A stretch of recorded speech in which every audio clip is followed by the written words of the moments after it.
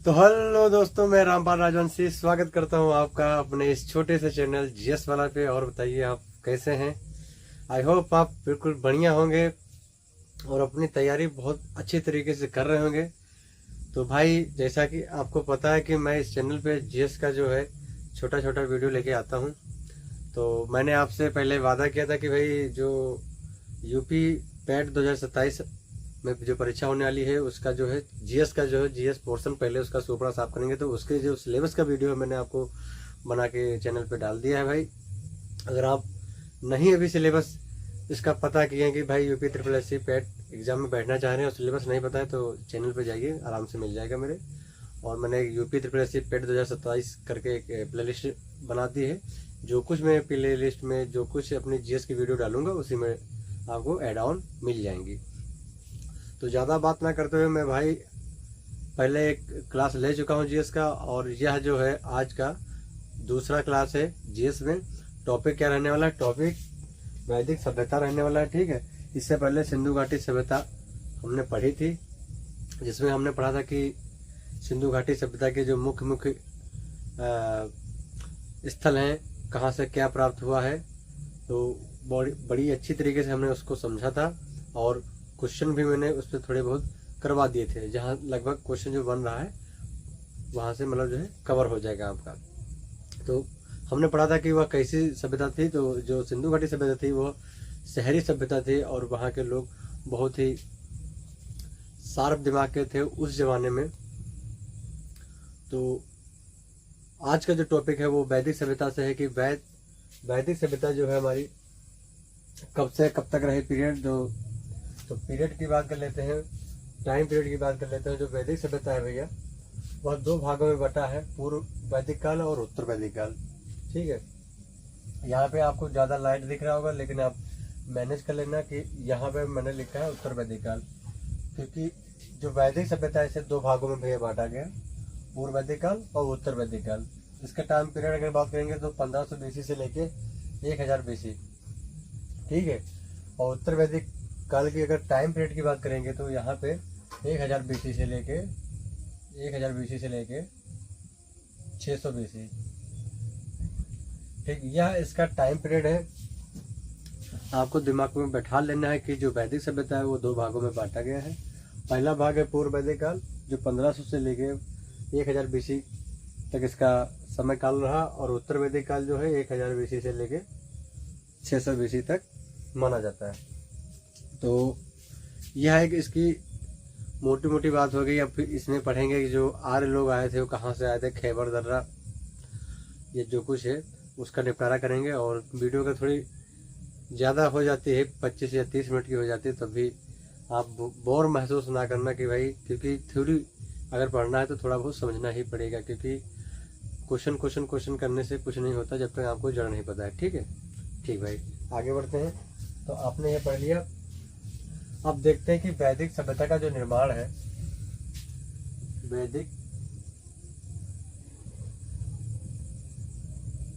वैदिक सभ्यता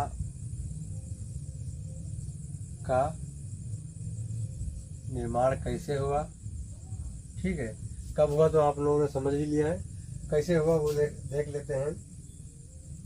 किसने किया जो वैदिक सभ्यता का जो है निर्माण किसने किया? तो जो अपने भारत में आर्य लोग आए थे, आर्य पहले भी आपने कहीं पढ़ा भी होगा, अगर नहीं पढ़ा है तो भाई मैं यहाँ पे आपको समझाने की कोशिश कर रहा हूँ। जो आर्य थे उन्होंने वैदिक सभ्यता की मतलब जो है नींव रखी। ठीक है, आगे बढ़ते हैं।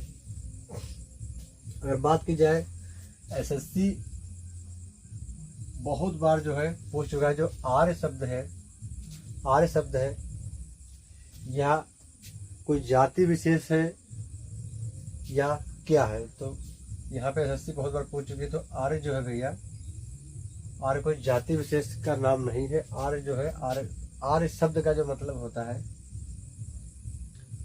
आर्य शब्द का जो मतलब होता है भैया,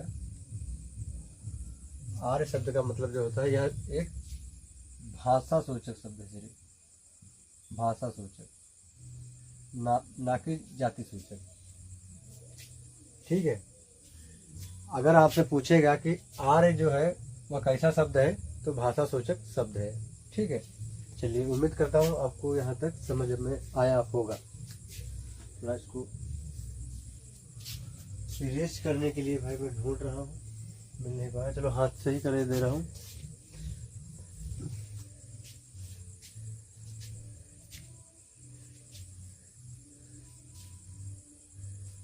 यहाँ तक आपको समझ में आ गया। चलिए यहाँ पे थोड़ा और मैं एड ऑन कर देता हूँ। आर्य शब्द का और भी एक मतलब है, आर्य शब्द का श्रेष्ठ, श्रेष्ठ या कुलीन कह सकते हैं। कुलीन, कुलीन मतलब अपनी टीम में श्रेष्ठ। कुलीन का मतलब भी होता है श्रेष्ठ। ठीक है, और अब अगर आपने पढ़ा होगा तो आपको पता होगा कि जो श्रेष्ठ जो है उसे कुलीन भी कहते हैं। और जो ये आर्य शब्द है, आर्य शब्द का ही मतलब जो है श्रेष्ठ होता है, और या कुलीन कह सकते हैं आप। ठीक है, यहाँ तक आपको समझ में आया होगा। चलिए आगे थोड़ा देख लेते हैं। थोड़ा बोर्ड जो है छोटा है तो भाई बार बार इरेज मुझे करना पड़ेगा, आप लोग कोऑपरेट करना। ठीक है, बाकी टाइम पीरियड तो आपको पता ही है, मैंने बता दिया। अगर नहीं पता है तो भाई देख लो थोड़ा। उम्मीद करता हूँ यहाँ तक आपको समझ में आया होगा कि आर्य जो है, आर्य शब्द क्या है। आर्य शब्द जो है एक भाषा सूचक शब्द है, और आर्य शब्द का जो है एसएससी बार बार पूछ चुकी है, आपसे भी पूछ सकती है कि मतलब आर्य शब्द का मतलब क्या है। तो आर्य शब्द का मतलब होता है श्रेष्ठ या कुलीन। ठीक है, बस इतना याद रखना है, ज़्यादा और कुछ नहीं। ठीक है, बस थ्योरी में इतना ही तो देखना है। चलिए आगे देख लेते हैं। आर्य लोग जो आए, ठीक है, वैदिक सभ्यता बसाई, वैदिक। तो आर्यों की जो है व्यवस्था कैसी थी, जैसे कि हमने पढ़ा कि सिंधु घाटी सभ्यता एक शहरी सभ्यता थी, और आर्य जो है यह ग्रामीण, आर्यों के द्वारा बसाई गई ग्रामीण सभ्यता थी। ठीक, यह ग्रामीण सभ्यता थी। वहाँ पे क्या था, वहाँ पे शहरी सभ्यता थी, और यहाँ पे ग्रामीण सभ्यता है। ठीक भैया, चलिए यहाँ तक समझ में आया होगा, मैं उम्मीद करता हूँ। और ग्रामीण सभ्यता के साथ साथ यह लोग पशुपालन भी करते थे। ठीक है, पशुपालन। और सिंधु घाटी सभ्यता की बात करते हैं तो वहाँ पे कृषि वगैरह होती थी, जैसे कि जौ, गेहूँ, ये साक्ष्य मिले हैं। तो यहाँ पे ऐसा नहीं था, यहाँ पे पशुपालन जो है श्रेष्ठ चरण पे था, पशुपालन। और गाय का जो है, गाय का भी मतलब जो है, आगे देखते हैं, गाय का भी नाम आया है इसमें। और गाय को मतलब जो है ये अघन्या नाम दिया गया गाय को। वैदिक सभ्यता में अघन्या का मतलब क्या होता है भैया? अघन्या का मतलब होता है जिसे मतलब जो मार नहीं सकते हैं आप, और जिसे मारना अपराध है, और जिसका मांस खाना अपराध है। ठीक है, इससे मतलब जो है मार नहीं सकते हैं आप, जैसे कि मृत्यु नहीं इसकी, मतलब जो है इसको मार के मांस इसका नहीं खा सकते हैं, इसका मतलब है अघन्या का मतलब है। ठीक है, तो गाय को बहुत ही पूजनीय माना गया वैदिक सभ्यता में। उम्मीद करता हूँ ये थोड़ा थोड़ा आपको समझ में आ रहा होगा। थोड़ा थोड़ा नहीं, मेरे तो हिसाब से भाई आपको 100% समझ में आ रहा होगा, जिस हिसाब से मैं बता रहा हूँ। ठीक है, चलिए मैं थोड़ा इसको इरेज कर दे रहा हूँ, तब तक आप जो है नोट डाउन करते रहिए। ठीक है, और अब बात करते हैं मेरे भाई कि आर्य जो लोग थे कहाँ से आए, इस पे बहुत ज़्यादा मतभेद है। तो कुछ विद्वानों ने इसका सटीक आंसर देने की कोशिश की है, जिसे इतिहास ने माना भी है, और एग्ज़ाम में भी वही मतलब जो है पूछता है एग्जामिनर, तो वहीं से क्वेश्चन बन जाता है। तो देख लेते हैं क्या क्या मत है। तो मैं इसको भी भाई इरेज कर दे रहा हूँ, नोट डाउन कर लेना अगर आपने नहीं किया, कि पूर्व वैदिक काल 1500 से 1000 BC, उत्तर वैदिक काल 1000 BC से 600 BC। ठीक भैया, चलिए यहाँ तक आपको समझ में आया होगा। मैं इसे थोड़ा इरेज किए दे रहा हूँ।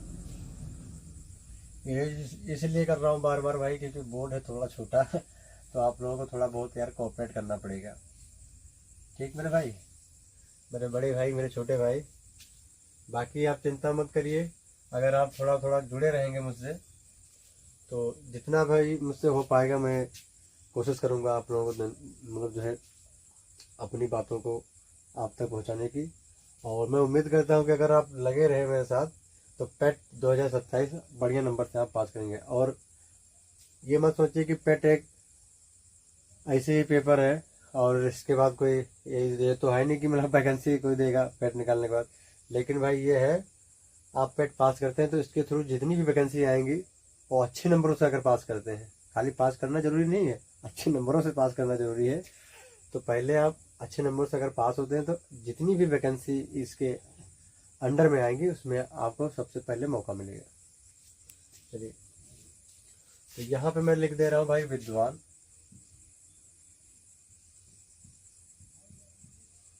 विद्वान, ठीक है। तो यहाँ पे उनका जो मत है वो लिखे दे रहा हूँ। तो नंबर 1 में लिखे दे रहा हूँ भाई,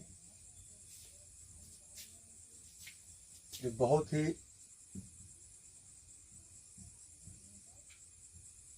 इनका मत जो है बहुत ही सर्वमान्य माना गया, मैक्स मूलर। ठीक है, मैक्स मूलर आप दिमाग में बैठा लेना, मैक्स मूलर। ठीक है, नंबर 1 मैक्स मूलर। इन्होंने बताया कि जो ये आर्य लोग थे, कौन लोग, यहाँ पे मैं लिख दे रहा हूँ आर्य लोग। आर्य जो अपने भारत में आए, ये जो आर्य थे वह मध्य एशिया से आए, मध्य एशिया से आए, इनका मानना यह था। ठीक भैया, मध्य एशिया, शॉर्टकट में लिख रहा हूँ, आप समझते चलना। और भाई 18+ है तो आपको आराम से समझ में आएगा, क्योंकि मध्य एशिया की बात की जाए भाई, अपना यह भारत हो गया। ठीक है, इसके इर्द गिर्द जितने भी देश हैं, चीन और ये ऊपर लेके जो कुछ देश हैं, ये सभी देश मध्य एशिया में आते हैं। ठीक भैया, ये सभी देश मध्य एशिया में आते हैं। ठीक है, ठीक मेरे भाई, ठीक। उम्मीद करता हूँ आप लोगों को समझ में आया होगा। चलिए, छोटी से छोटी चीज़ जो डाउट पैदा करते मैं समझाने की कोशिश करूँगा मेरे भाई, क्योंकि मैं भी वहीं से गुजर रहा हूँ और गुजर चुका हूँ। चलिए, तो मैक्स मूलर का जो है, इनका मानना था कि ये मध्य एशिया से आए हैं आर्य लोग, सिंपल भाषा में। चलिए आगे देखते हैं, मध्य एशिया से आए हैं तो इन्होंने मतलब एग्जैक्ट ऐसा क्यों बोल दिया, इन्होंने पहले मतलब जो इसके बारे में जांच पड़ताल की होगी। तो कुछ साक्ष्य जो मिले हैं जो बताते हैं कि जो मैक्स मूलर का मानना है वो सत्य है। तो साक्ष्य क्या है, साक्ष्य मेरे भाई, बोगज गोई, बोगज बोगज गोई, बोगज गोई अभिलेख। अभिलेख आप समझते होंगे ना, अभिलेख जो पत्थरों में पहले लिखावट कर देते थे, वही बोगज गोई अभिलेख। और एक रोमनदेही अभिलेख। रोमनदेही की तो बात बाद में करेंगे। कस्सी अभिलेख आप याद करिए, कस्सी कस्सी कस्सी अभिलेख, अभिलेख। इनमें जो है आर्यों के बारे में कुछ लिखा मिला है, उससे यह पता चलता है कि हाँ भाई ये लोग मध्य एशिया से ही आए थे। ठीक मेरे भाई, मेरे भाई, मेरे पापा।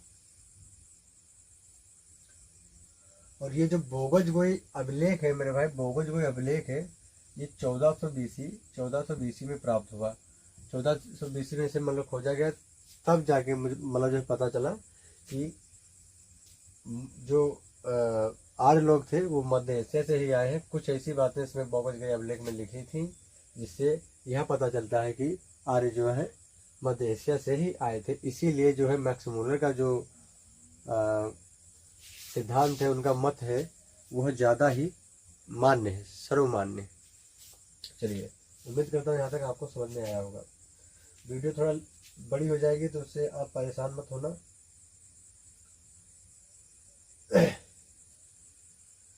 और बोगज गोई अभिलेख के बाद कुछ जो साक्ष्य है मेरे भाई, कुछ जो साक्ष्य है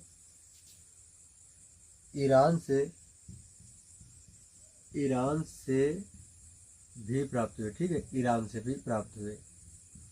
ईरान को ही कभी कभी एग्जामिनर एशिया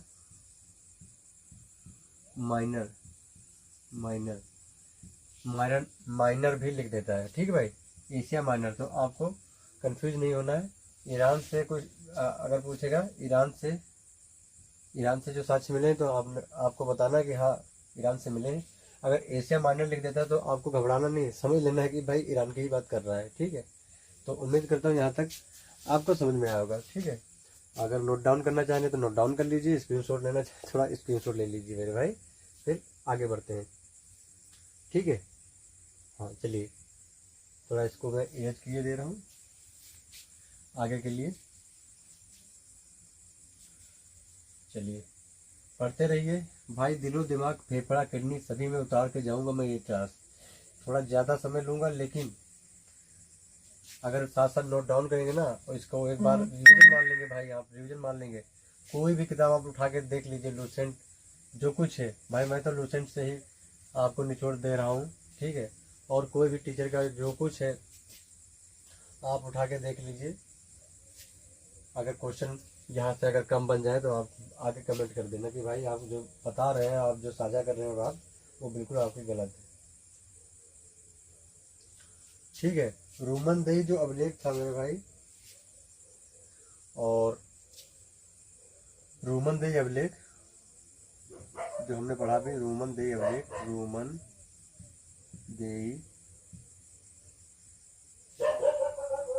रूमनदेही ओ माफ कीजिएगा, रूमनदेही दिमाग में मेरे चल रहा है, बोगज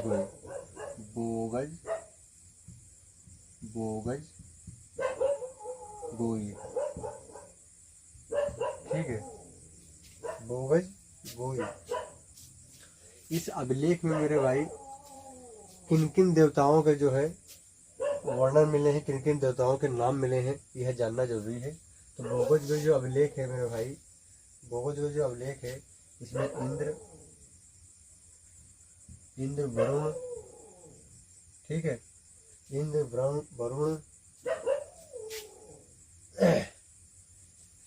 वरुण और मित्र और एक चौथे जो है नासत्य नाम के जो देवता है, उनका व्याख्यान मिला है। इंद्र वरुण मित्र और नासत्य कहाँ मिला है? बोगज गोई अभिलेख में, ठीक है। और इन्हीं साक्ष्यों के माध्यम से जो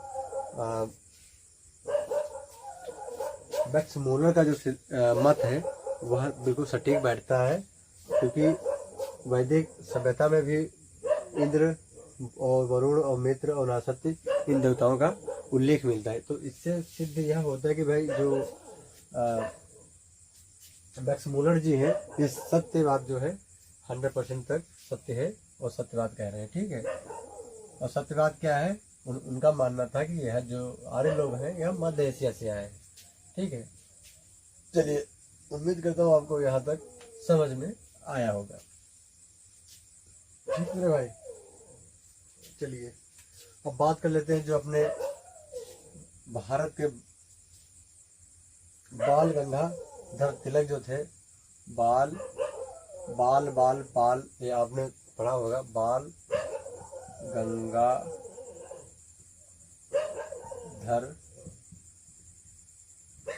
तिलक, इनका जो मानना था, बाल गंगाधर तिलक जी का जो मानना था कि यह जो है आर्य जो लोग हैं, आर्य लोग यह उत्तरी ध्रुव से आए, उत्तरी ध्रुव से आए, ठीक है मेरे भाई। जो बाल गंगाधर तिलक थे, इनका मानना था कि जो आर्य लोग हैं वह उत्तरी ध्रुव से आए, ठीक मेरे भाई। लेकिन इनकी जो बात है पूरी तरीके से सत्य नहीं थी, और इन्होंने यह बात किस हिसाब से बोल दी, क्या मतलब जो जांच पड़ताल की, तो जो एक ईसाई धर्म है, ईसाई धर्म इसमें जो है एक ग्रंथ होता है ईसाई धर्म का ग्रंथ अवेस्ता, आपने पढ़ा होगा अवेस्ता, अवेस्ता, ठीक है। इसको पढ़ने के बाद इनको कुछ लगा कि भाई यह जो है शायद उत्तरी ध्रुव से आए होंगे, और इन्होंने बताया कि उत्तरी ध्रुव पे दिन जो है 6 महीने का, दिन जो है 6 महीने का होता है, और रात जो है नाइट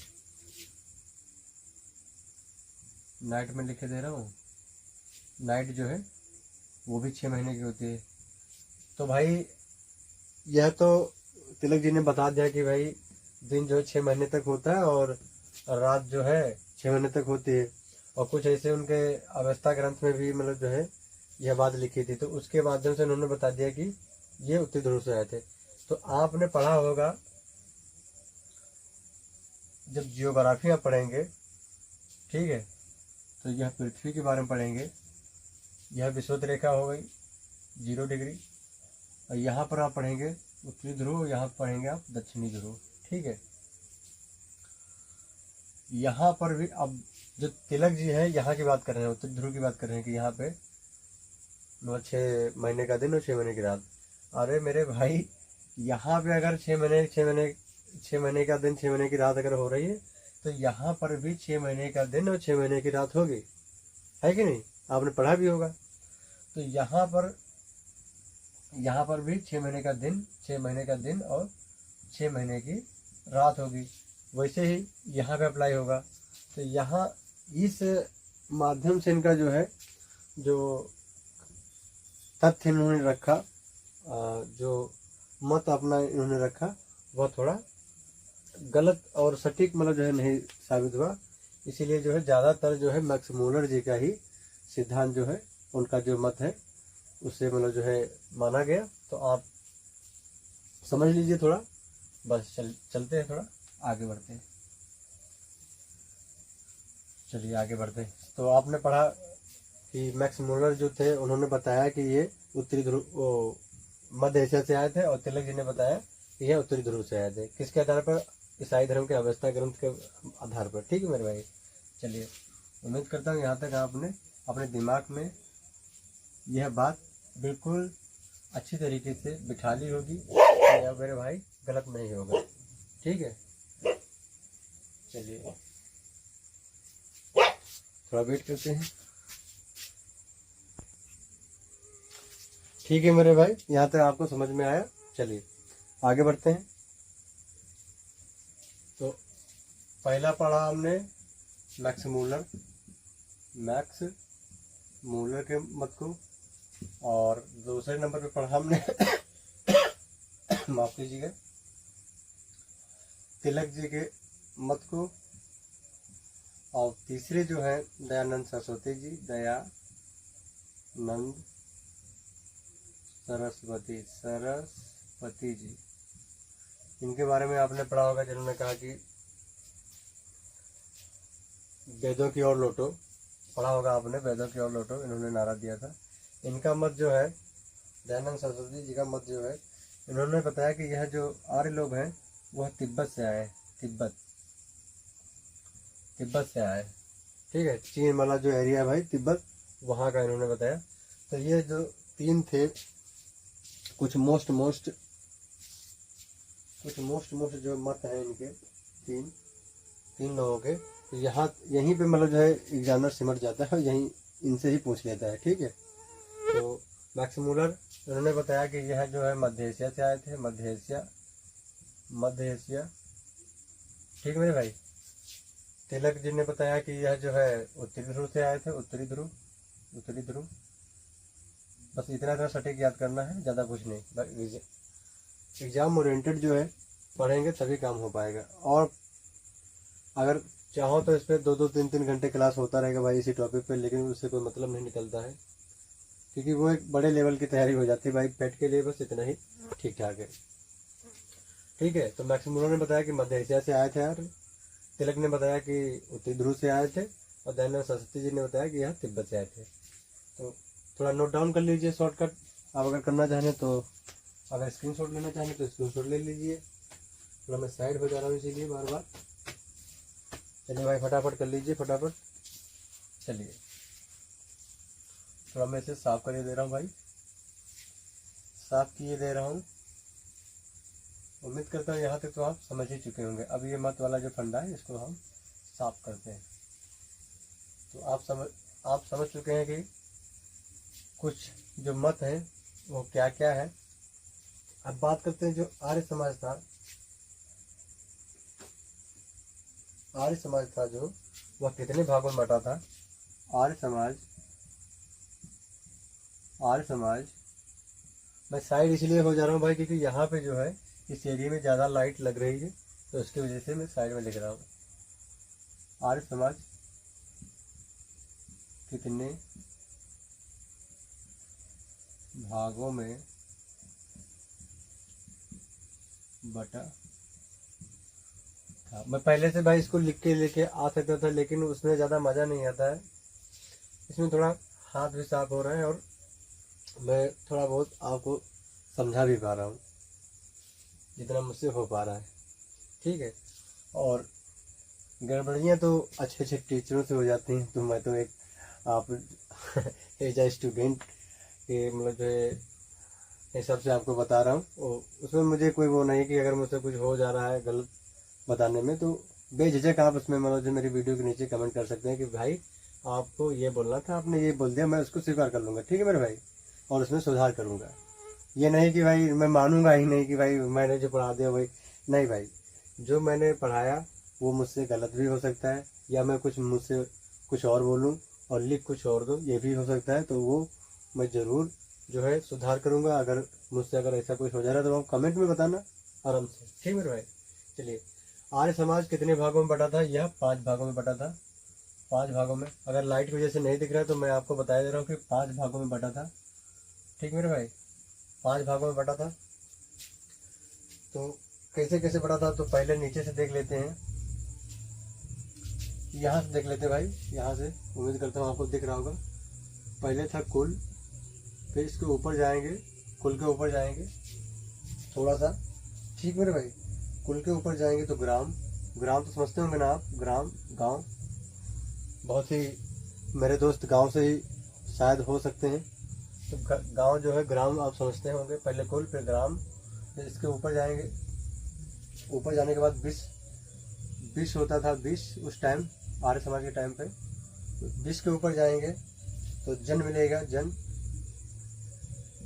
ठीक है, और जन के ऊपर जाएंगे, जब जन के ऊपर जाएंगे तो यह जो है राष्ट्र मिलेगा, राष्ट्र। ठीक है, जिसे देश भी कह सकते हैं। तो कुल के जो है मुखिया को क्या बोलते थे, कुल के जो मुखिया जो होते थे, कुल के मुखिया उनको क्या बोलते थे, कुलप। का से कुल, का से कुलप। आराम से याद हो जाएगा आपको। क्वेश्चन बनता है मेरे भाई, यहाँ से क्वेश्चन बनता है मेरे भाई। ठीक है, तो कुल से कुलप। ठीक है, जो कुल का मुखिया होता था वह कुलप होता था, और जो ग्राम का मुखिया होता था वह ग्रामीण होता था, ग्रामीण। ठीक है, ग्रामीण होता था। विश्व का जो मुखिया होता था वह विश्वपति होता था, विश्वपति। ठीक है मेरे भाई।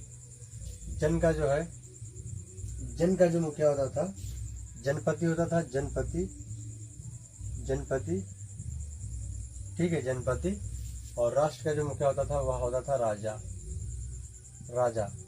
ठीक मेरे भाई, यहाँ तक उम्मीद करता हूँ आपको समझ में आया होगा।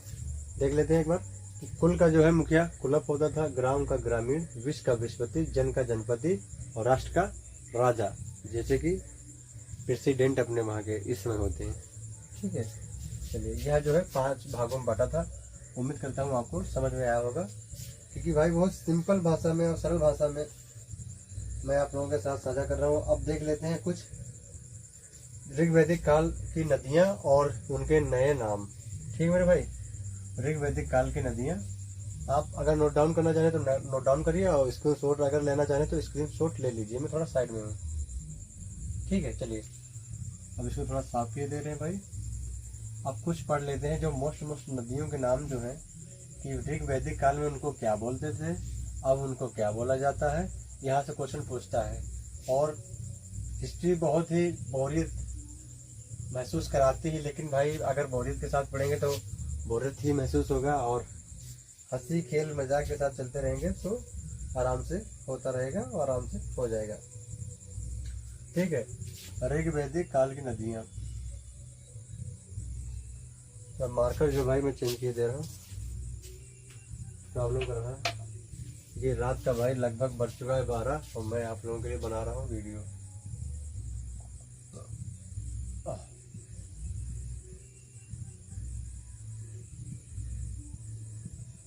ऋग्वैदिक काल की नदियाँ।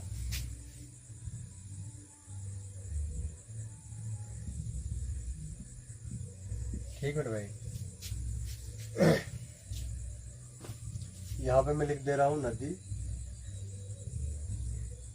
ठीक है, और यहाँ पे पुराना नाम, पुराना नाम। ठीक है, समझ में आ रहा भाई? दिख रहा है आपको? ठीक है। मैं भाई सिर्फ आपको महसूस कर सकता हूँ क्योंकि अभी तक मैं आपको कमेंट में नहीं देख सकता हूँ, क्योंकि चैनल जो मेरा भाई मोनेटाइज नहीं है, और जब चैनल मोनेटाइज नहीं है तो मैं लाइव नहीं ले पा रहा हूँ, और जब मैं लाइव नहीं ले पा रहा हूँ तो भाई लाइव तो वैसे 50 सब्सक्राइबर पे हो जाता है, आप सभी को पता है, लेकिन मोनेटाइज जब हो जाएगा तो कुछ और मज़ा आता है भाई। तो थोड़ा थोड़ा सपोर्ट दिखाते रहे भाई, थोड़ी मेरी मेहनत के लिए। चलिए देख लेते हैं बिना समय कमाए। बात करते हैं नदी जो थी एक काबुल। ठीक है, काबुल एक देश भी है, राजधानी है। आप बताना कि कहाँ की राजधानी काबुल थी या है। ठीक है, जो काबुल जो नदी है इसे कुंभा नदी कहते थे, कुंभा, कुंभा नदी। ठीक है भाई। यहाँ पे इसमें बार बार बता रहा हूँ, यहाँ पे क्यों नहीं आ रहा हूँ, यहाँ पे भाई लाइट बहुत ज़्यादा है तो वहाँ पे आपको मार्कर का जो है लाइट दिखेगा नहीं। मैं यहाँ पे साइड में लिख दे रहा हूँ, यहाँ पे आपको दिख जाएगा। ठीक है। दूसरे नंबर की जो है सिंधु नदी, सिंधु नदी। ठीक है, सिंधु नदी मेरे भाई, इसे सिंध, पुराना नाम जो है इसका सिंध, सिंध या हिरन हीरत, माफ कीजिएगा भाई, हीरत, इसे सिंध या हीरत भी कहते थे। ठीक मेरे भाई। लास्ट में आपसे बात भी करूंगा, अगर अभी बीच बीच में बात करूंगा तो भाई मतलब नहीं निकलता है। ठीक है, झेलम की बात करते हैं। एक नदी थी भाई झेलम, झेलम, मार्कर भी यार सूख रहा है, झेलम। इसे बहुत ही मोस्ट भाई झेलम को याद करना, वितस्ता, वितस्ता, वितस्ता। इसे पुराना जो नाम दिया था, मतलब झेलम का जो पुराना नाम था वह वितस्ता था भाई। इसको मोस्ट इम्पोर्टेंट आप कर लीजिए। ठीक है, मोस्ट इम्पोर्टेंट। ये झेलम जो है एग्जामिनर का जो है बिल्कुल मौसका के जैसा है, झेलम जरूर ही वह डालेगा, और डालेगा तो आप भी छोड़ने वाले नहीं हैं, आप भी छोड़ने वाले नहीं हैं। चलिए अब देखते हैं स्वात नदी। स्वात नदी, यह इसका जो है नाम भाई बहुत ही कम सुना होगा आपने, स्वात नदी भाई बहुत अंदर से निचोड़ के लाया हूं मैं आपके लिए मटेरियल, स्वात नदी। ठीक मेरे भाई। इसे सुवस्तु, सुवस्तु कहते थे। ठीक है मेरे भाई, सुवस्तु, सुवस्तु। ठीक है, 5 नंबर की देख लेते हैं नदी, 5 नंबर की नदी देख लेते हैं। चिनाब, चिनाब, इसे भी मोस्ट करना, चिनाब। इसे क्या बोलते थे भाई? अशकनी, अशकनी। इसका क्या नाम था? अशकनी। इम्पोर्टेंट कर दे रहा हूँ भाई मैं। ठीक है, अशकनी। तो देख लो आप, काबुल जो है इससे पुराना नाम क्या था इसका? कुंभा। सिंध का जो है, सिंधु नदी का सिंध या हिरत कहते थे इसको। झेलम का विशेषता इंपॉर्टेंट मैंने लगाया है। स्वात नदी सुवस्तु, साथे स्वात साथे सुवस्तु। और चिनाब जो है अशकनी, ये आपने पढ़ा भी होगा इससे पहले। ठीक है, तो उम्मीद करता हूँ यहाँ तक आपको समझ में आया होगा। यहाँ पे थोड़ा एक और नदी ले रहा हूँ मैं। 5 नंबर के बाद 6 नंबर गंडक नदी, गंडक, गंडक, गंडक नदी। ठीक है, गंडक नदी मेरे भाई। ठीक है, गंडक नदी। इसे पहले कहते थे सदा नीरा, सदा नीरा। ठीक है भाई, यहाँ तक आप थोड़ा नोट डाउन कर लीजिए, तब तक मैं थोड़ा मार्कर में स्याही डाल लेता हूँ। नोट डाउन कर लीजिए। काबुल, कुंभा, सिंधु, सिंध या हिरत, झेलम, बेतिस्ता इम्पोर्टेंट, स्वात नदी वस्तु, और चिनाब जो है अस्कनी, और गंडक जो है सदा नीरा। गंडक सदा नीरा। चलिए भाई नोट डाउन कर लीजिए। थोड़ा बहुत लिखते चलेंगे तो नींद भी नहीं आएगी, और दूसरा थोड़ा दिमाग में भी पड़ता रहेगा। और आप इस क्लास को थोड़ा हल्के में मत लेना मेरे भाई। बस मैं पूरा सिलेबस उठाया हूँ, इसका पूरा सिलेबस मेरे भाई, पूरा सिलेबस उठाया हूँ, और सिलेबस के हिसाब से आपके साथ साझा कर रहा हूँ। ठीक मेरे भाई, नोट डाउन कर लीजिए आप। मैं थोड़ा साइड में हूँ, इंक खत्म हो गया है तो उसको भी डालना जरूरी है। और आप समझ सकते हैं व्हाइट बोर्ड में कितना ही प्रॉब्लम होता है मेरे भाई। कहीं इंक खत्म हो जा रहा है, कहीं लाइट चली जा रही है, कहीं कुत्ता शोर मचाने लगते हैं तो वीडियो बंद करना पड़ता है। और आप लोगों से यार एक लाइक और एक कमेंट नहीं होता है। जैसा भी हो रहा है, लेकिन कुछ तो मैं मेहनत कर रहा हूँ। मुझे लगता है कि मैं कुछ मेहनत कर रहा हूँ। आपको नहीं लगता है ना? आपको नहीं लगेगा, क्योंकि भाई टच बोर्ड का ज़माना है, कौन वाइट बोर्ड देखता है। और क्या ही पड़ी है यार किसी को लाइक और सब्सक्राइब करने की, पता नहीं। चलिए हो गया भाई, नोट डाउन कर लिया आपने, तो मैं थोड़ा इसको इरेज किए दे रहा हूँ कि जगह फिर कम पड़ जाएगी। अगर इधर लिख रहा हूँ तो जब लाइट आ जाएगी। चलिए उम्मीद करता हूँ यहाँ तक आपको समझ में आया होगा, और ऐसे पढ़ते चलिए आप, बस हो जाएगा, आराम से होएगा। और इस बार जो है बढ़िया नंबरों से जो है पेट पास करेंगे दोनों भाई मिलके।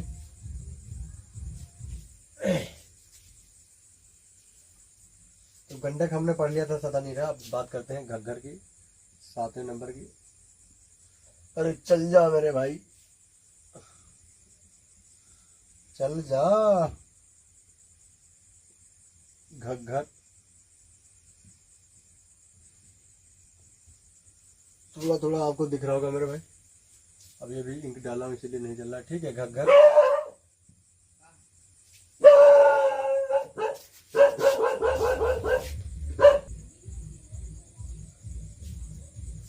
ठीक है, देख लेते हैं भाई।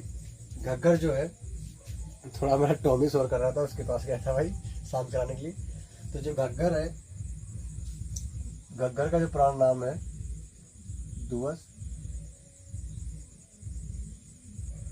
दुवसपति। ठीक है मेरे भाई, दुवसपति। आगे देख लेते हैं रावी जो है, रावी यह बहुत ही मोस्ट इम्पोर्टेंट है भाई। रावी, अगर आपको लिखावट में थोड़ा बहुत कम दिख रहा है, लेकिन मेरी आवाज़ आप तक पहुंच रही है, तो आप समझते चलना। जो रावी है इसे परूषणी के नाम से जाना जाता था, परूषणी। और मेरे एक भाई, उन्होंने कहा था कि भैया जो मार्कर है उसका जो है आप मार्कर मोटा यूज कीजिए, क्योंकि वीडियो में क्लास में जो है मार्कर जो है बहुत पतला दिखाई देता है। तो मैंने प्रयास तो किया है, लेकिन मेरे भाई इसका इंक ही ख़त्म हो जा रहा है, तो क्या करूँ मैं। ठीक है, परोसनी ये आपको इम्पोर्टेंट लगाना है। रावी जो है, रावी परोसनी। ठीक है, झेलम जो बेतिस्ता मैंने लगाया था वो भी आपको देखना है। ठीक है, 9 नंबर में देख लेते हैं। 9 नंबर में गोमती। ठीक है, लखनऊ वाले जितने भी भाई हैं सभी को पता होगा कि गोमती जो है लखनऊ के किनारे, यह गोमती नदी किनारे लखनऊ बसा है। इसका जो पुराना नाम है गा से गोमती, गा से गोमल। ठीक मेरे भाई, पुराना नाम क्या है? गोमल। चलिए आगे देख लेते हैं थोड़ा। 10 नंबर में व्यास नदी। बस ये नदी हो रही है भाई, व्यास नदी। व्यास नदी का पुराना नाम क्या है? व्यास नदी का पुराना नाम क्या है? बहुत ही मोस्ट है, विपाशा। यहाँ पे भी आप इम्पोर्टेंट लगाना, यहाँ पर भी इम्पोर्टेंट लगाना, यहाँ से क्वेश्चन पूछता है। 11 नंबर के जो है आपके पूछ लेता है सतलज, सतलज या सतलुज भी कहीं कहीं लिखा मिल जाएगा, सत ऐसे करके लुज भी मिल जाएगा। ठीक है मेरे भाई, तो बात ही एक ही है, एक ही बात है। सतलुज जो है सा से सतलुज और सा से सतुद्दुरी, सतुद्दुरी, ठीक है, सतुद्दुरी। ठीक है मेरे भाई, चलिए आप नोट डाउन कर लीजिए। घग्गर, द्वस्पति, रावी जो है परुषणी, गोमती जो है गोमल, और व्यास जो है विपाशा, और सतलज जो है सतुद्दुरी। ये जो है भाई ये सा है सतुद्दुरी। ठीक है, चलिए अब भाई मैंने इसको कैसे याद किया है, कुछ तो ये सतलज से सतुद्दुरी हो गया जो ट्रिक लग रही है, रावी से परुषणी हो गया, और मेरे बुआ का लड़का है रवि, तो उससे मैंने याद किया कि रावी, और वो मेरे पड़ोस में रहता है तो परुषणी, मैंने इस हिसाब से याद किया है। आप अपनी भी ट्रिक लगा सकते हैं, रावी परुषणी, गोमती से कोमल, ये याद ही रहेगा। व्यास जो है, व्यास मेरे छोटे भाई का नाम है विकास, और उसको लगती है प्यास, विपाशा, विपाशा मतलब प्यासा, तो मैंने उससे याद किया है कि व्यास जो है, विकास जो है वो प्यासा है या विपाशा। ऐसे मेरे भाई अपना ट्रिक लगा लिया है। आप अपने माध्यम से अपनी भी ट्रिक जो है, और अपनी जो लगाई हुई ट्रिक होती है वो कभी फेल नहीं होते हैं। बस क्या है, कमांड होनी चाहिए अपनी ट्रिक पे, क्योंकि जो आप ट्रिक बनाए हैं उसी को ही भूल जाएंगे तो गड़बड़ होता है ना। अगर आप जो ट्रिक बना लिए एक बार उस पर 2-3 बार रिवीजन मार दिए, नहीं भूलेंगे भाई। चलिए उम्मीद करता हूँ यहाँ तक आपको समझ में आया होगा। तो जो नदियों का जो है फंडा यहाँ से ख़त्म होता है मेरे भाई, और कुछ मैंने समझाने की कोशिश की, कुछ ट्रिक लगा कर समझाने की कोशिश की भाई। बार बार मैं इरेज वाला, चलिए कोई नहीं, मैं हाथ ही साफ कर देता हूँ भाई, हाथ से। चलिए यहाँ तक आपको क्लास कैसा लगा, यहाँ तक क्लास कैसा लगा, थोड़ा कमेंट बॉक्स में कमेंट छोड़ना मेरे भाई। और मैं अपनी तरफ से भाई बहुत ही मेहनत कर रहा हूँ, मुझे लग रहा है मैं बहुत ही मेहनत कर रहा हूँ। अपने आप मिट्ठू बनना यह अच्छी बात नहीं है, लेकिन फिर भी मुझे लगता है भाई कि 12 बजे रात में उठ के क्लास आप लोगों के लिए बनाना, नींद मार के। लेकिन भाई आपसे प्रॉमिस भी कर चुका हूँ कि भाई मैं पैट का जो है, मुझसे भले ही कम लोग जुड़े हैं, लेकिन कोई बात नहीं, कभी ना कभी साथ देंगे ही। लेकिन मैंने जो कमिटमेंट कर दिया भाई, उसको जो है परिस्थितियाँ कितनी भी खराब हो, तुम पूरा करने की कोशिश करूँगा, पूरी अपनी तरफ से पूरी। बात करते हैं जो है समाज, वैदिक जो समाज था, वैदिक समाज, वैदिक सभ्यता, ये समाज कैसा था। जैसे कि सिंधु घाटी सभ्यता का जो समाज था वह मात्र सत्तात्मक था, मात्र सत्तात्मक। जैसे जैसे आगे बढ़ता रहा, डेवलप होता रहा, वैसे वैसे चेंज भी इसमें हुआ। अब जो है यह वैदिक जो सभ्यता थी यह पितृ सत्तात्मक बन चुकी थी। पितृ सत्तात्मक मतलब पिता का नाम जो है आगे चलने लगा था, पितृ सत्तात्मक, पितृ सत्तात्मक। ठीक मेरे भाई, राइटिंग वीटिंग पे आप मत जानना, आप बस समझ लेना, क्योंकि राइटिंग से कुछ नहीं होता, बस बात समझने की होती है।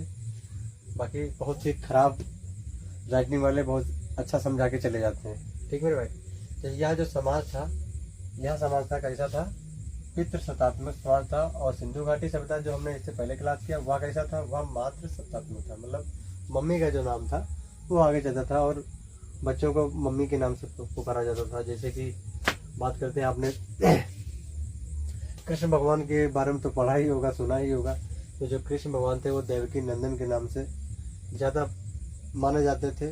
और महाभारत में भी आपने देखा होगा कि देवकी नंदन मतलब माँ के नाम से मतलब जो ज़्यादा पुकारते थे। लेकिन अब जो है समाज पितृ सत्तात्मक बन चुका था, कब, वैदिक सभ्यता में। ठीक है, चलिए और कुछ बात कर लेते हैं कि यह कैसे लोग थे, क्या क्या खाते थे। मतलब ये शाकाहारी थे, मांसाहारी थे, कैसे थे, कैसा भोजन करते थे, शाकाहारी प्लस मांसाहारी।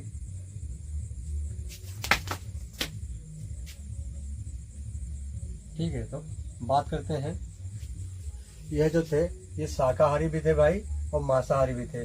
अगर थोड़ा लाइट ज़्यादा दिख रही है और ये मार्कर की लाइट कम दिख रही तो आप समझ लेना कि भाई मैं चिल्ला चिल्ला के बता रहा हूँ कि समाज जो था वो पितृ सत्तात्मक था। पिता का जो है नाम आगे चलने लगा था और यह जो है शाकाहारी और प्लस मांसाहारी दोनों थे। कौन? आर्य लोग। कौन थे? आर्य लोग। अब प्रमुख देवता की बात कर लेते हैं। इनके प्रमुख देवता इससे पहले भी पढ़ चुके हैं। प्रमुख देवता एक बार फिर देख लेते हैं। उनके प्रमुख देवता जो थे अगर बात की जाए सिंधु घाटी सभ्यता में तो वहां पे इंद्र थे। इंद्र सबसे पहले। अब जो है यहाँ पे जो है प्रजापति हो गए थे। कौन हो गए थे? प्रजापति। वैदिक सभ्यता में प्रजापति जो है मुख्य देवताओं की सूची में पहले नंबर पे थे। और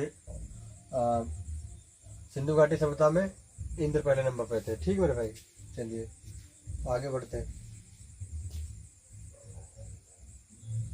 और गाय को अघन्या कहा गया, ये तो आपको पहले ही मैंने बता दिया है।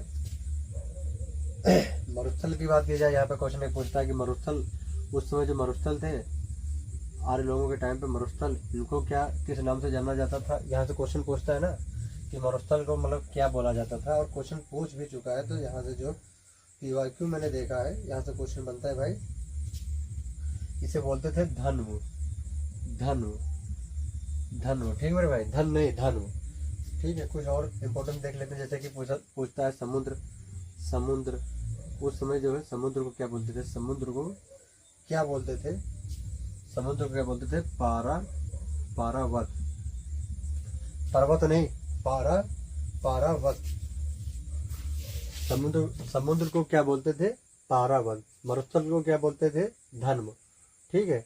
इंद्र के बाद कौन से देवता पूजे जाने लगे ज्यादातर? तो प्रजापति। ठीक है मेरे भाई, ठीक है।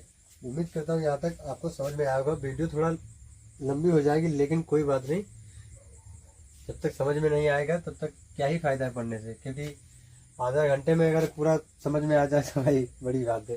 चलिए, और अगर टच बोर्ड में होता भाई तो मैं आधे घंटे में आपको समझा के PPT लगा के समझा के मतलब जो है चला जाता, क्योंकि वो पहले से लिखाया है, मैंने पहले से तैयार किया है, आया बताया कि भाई हाँ ये ऐसे ऐसे होता है। लेकिन यहाँ पे आप समझ सकते हैं कि भाई मुझे व्हाइट बोर्ड पे लिखना पड़ रहा है, फिर से इरेज करना पड़ रहा है। तो उम्मीद करता हूँ कि आप समझ रहे होंगे मेरी भावनाएं। चलिए आगे बढ़ते हैं। और जौ जो था, जौ इसे यौ बोलते थे, यौ। ठीक है मेरे भाई, जौ को यौ बोलते थे। समुद्र को पारावत, और समुद्र का पर्यायवाची भी भैया पारावत होता है। थोड़ा ये भी ध्यान में रखते चलना है। ठीक है, तो यह कुछ मोस्ट क्वेश्चन जो बनने वाले थे मैंने छाप के रख दिया आपके सामने। थोड़ा आप नोट डाउन कर लीजिए। अगर नहीं करना चाह रहे हैं, स्क्रीनशॉट लेना चाह रहे हैं तो स्क्रीनशॉट ले लीजिए। मैं भाई साइड में हूँ पहले से। चलिए फटाफट कर लीजिए भाई। चलिए, उम्मीद करता हूँ आपने स्क्रीनशॉट ले लिया होगा। अगर नहीं लिया होगा तो आपने अपनी नज़रों से देख लिया होगा, क्योंकि भाई आपकी नज़र भी स्क्रीनशॉट से मतलब कैमरे से कम थोड़े ना है। चलिए आगे देखते हैं। मेरे भाई, कुछ इनके जो प्रमुख देवता थे, जो आर्यों के टाइम पे जो प्रमुख देवता थे, उनका जो है नाम कितनी बार मतलब जो लिया गया है वेदों में, वो भी थोड़ा देख लेते हैं। फिर अगला जो नेक्स्ट वीडियो होगा वेद से होगा। ठीक है, ये वेद जो है अगला वीडियो जो है वेद से होगा। चलिए बाकी देख लेते हैं जो इनके प्रमुख देवता हैं। जैसे कि अगर ऋग्वेद की बात करते हैं,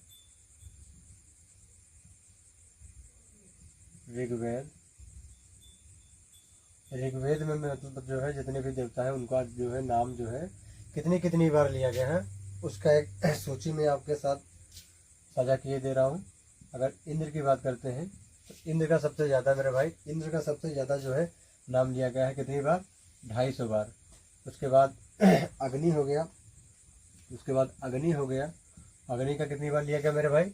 200 बार नाम लिया गया। या ऋचाएँ भी पूछ लेगा, मंत्र ऐसे भी क्वेश्चन पूछेगा कि इंद्र के लिए ऋग्वेद में कितने भी मंत्र हैं, तो 250 है। या पूछेगा ऋग्वेद में इंद्र के लिए कितनी ऋचाएँ हैं, 250 है। तो आपको बस इतना रखना है कि इंद्र का जो है नाम 250 बार लिया गया है, अग्नि का जो है 200 बार लिया गया है। ठीक है मेरे भाई। विष्णु का जो है विष्णु का जो है विष्णु भगवान का जो है विष्णु भगवान का 100 बार लिया गया है। ठीक है, यहाँ से ये जो है क्वेश्चन बना देते हैं क्योंकि ये लोग संख्या में ज़्यादा है। चलिए आगे देख लेते हैं कि जैसे कि शिव अपने महादेव। ठीक है शिव का जो है मेरे भाई 3 बार नाम लिया गया है, बस 3 बार। शिव का कितनी बार? 3 बार। चलिए आगे जो है सिंधु नदी की अगर बात करते हैं, सिंधु नदी का कितनी बार नाम लिया गया है, सिंधु नदी का कितनी बार नाम लिया गया है, तो यह जो है भाई 55 बार नाम लिया गया है। सिंधु नदी का 55 बार नाम लिया गया है। यमुना नदी का, गंगा नदी का बात करते हैं, यमुना नदी का 3 बार और गंगा नदी का भाई 1 बार। ठीक है, गंगा नदी का 1 बार। और यहाँ पे आपको दिख रहा होगा, यहाँ पे लिखे दे रहा हूँ मैं, सरस्वती दिख रहा है आपको, उम्मीद करता हूँ यहाँ पर दिख रहा होगा आपको। सरस्वती का जो है 50 बार नाम लिया गया है, 50 बार। तो यह कुछ प्रमुख देवता और कुछ नदियाँ थी जिनका नाम ऋग्वेद में कितनी बार लिया गया है वह मैंने आपके साथ साझा किया। तो देख लेते हैं। इंद्र जो है 250 बार, अग्नि 200 बार, विष्णु 100 बार, शिव जो है 3 बार, सिंधु जो है 55 बार, यमुना जो है 3 बार, और गंगा 1 बार, और सरस्वती 50 बार। और भाई 1 बार 2 बार 55 बार ऐसे करने से कुछ याद नहीं होगा। आप एक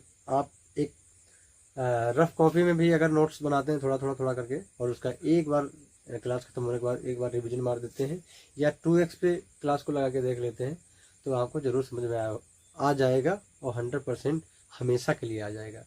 क्योंकि एक बार में कुछ नहीं याद होता मेरे भाई, मुझे भी पता है, मैं भी स्टूडेंट हूँ।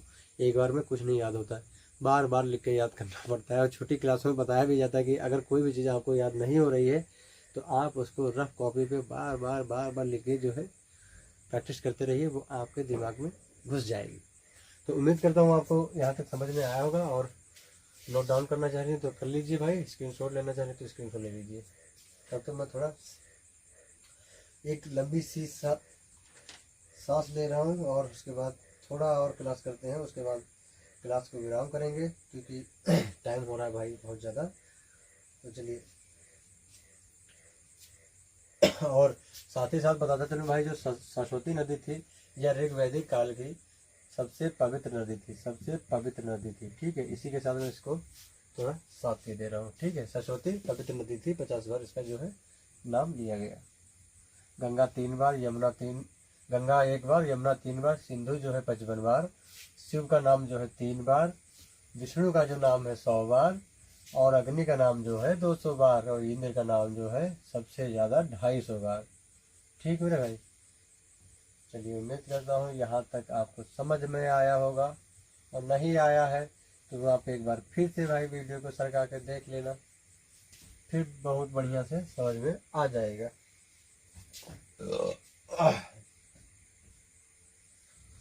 चलिए वैदिक बात करते हैं, वैदिक सभ्यता, वैदिक साहित्य जो है, वैदिक, अब आगे जो बात करते हैं वैदिक साहित्य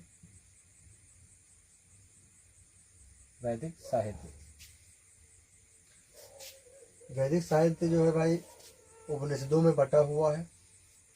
उपनिषद आपने पढ़ा भी होगा, उपनिषदों में बटा हुआ है।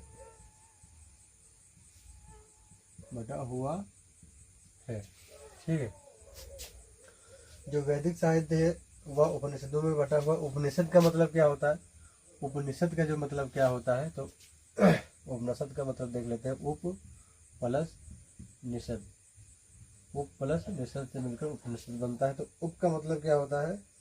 आ, उप का मतलब आ, और निषद का मतलब बैठ।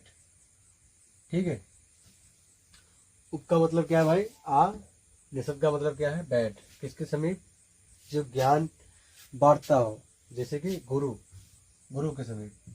ठीक है, गुरु के समीप निकट बैठकर ज्ञान प्राप्त करना उपनिषद कहलाता है। ठीक है मेरे भाई, यहाँ तक आपको समझ में आ रहा होगा, उम्मीद करता हूँ, उम्मीद ही कर सकता हूँ भाई।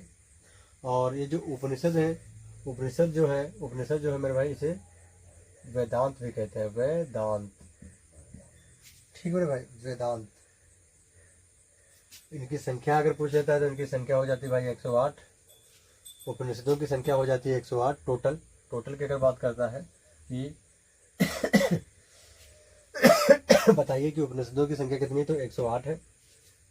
सबसे बड़ा और सबसे छोटा पूछ लेता है, सबसे बड़ा और छोटा की पूछ लेता है कि सबसे बड़ा उपनिषद कौन सा है, सबसे छोटा उपनिषद कौन सा है। ठीक है मेरे भाई, सबसे बड़ा और सबसे छोटा पूछता है। सबसे बड़ा अगर पूछेगा तो बृहदारण्यक यह सबसे बड़ा है।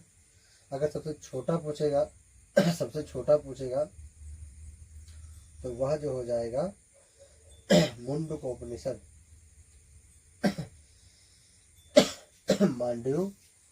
मांडव्योपनिषद या मुंडकोपनिषद, इसे ही मांडव्योपनिषद भी लिख देता है कभी कभी, मांडव्योपनिषद। ठीक है भाई, एनर्जी थोड़ा मेरी कम हो रही है। तो सबसे बड़ा कौन सा है, बृहदारण्यक, और सबसे छोटा कौन सा है, मुंडकोपनिषद, जिसे मांडव्योपनिषद भी बोलते हैं। ठीक है भाई, यहाँ तक आपको समझ में आएगा, स्क्रीनशॉट मारिए फटाफट। फिर बढ़ते हैं आगे, तब तक मैं लेता हूँ एक लंबी सी सांस। हो भाई,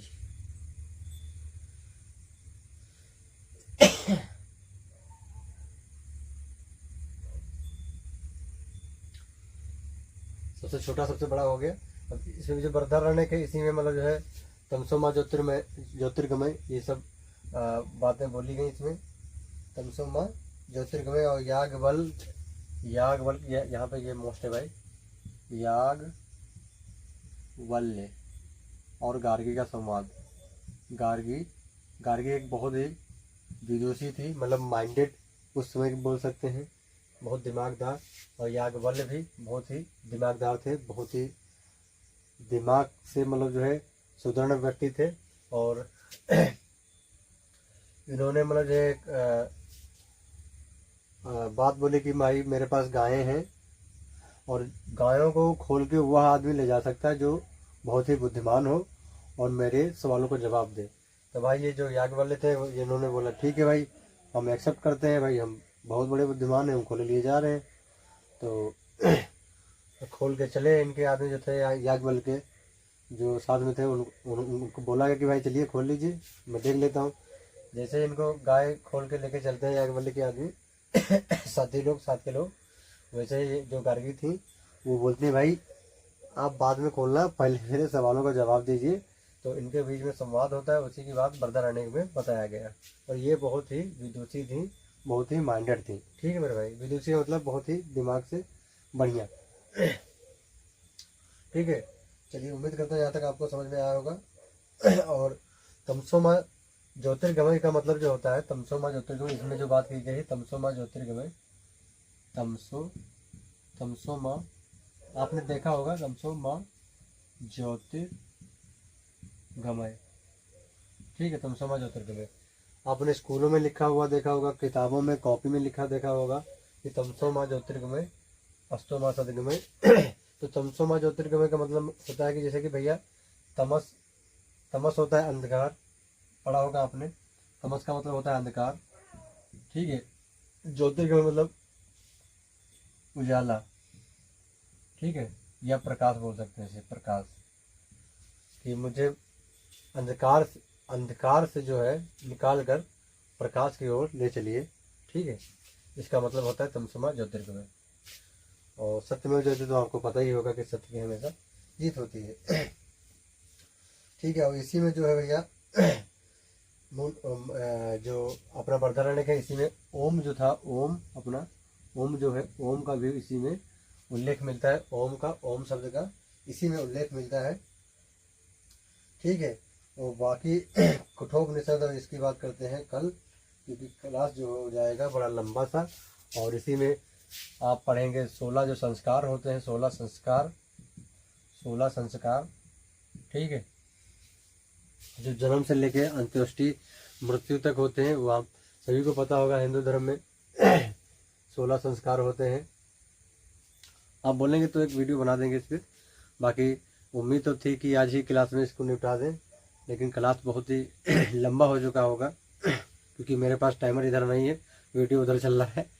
और इसको बढ़िया से मैं बना के भाई चैनल पे अपलोड कर दूंगा सुबह 8-9 के बीच में, 8 से 9 बजे के बीच में।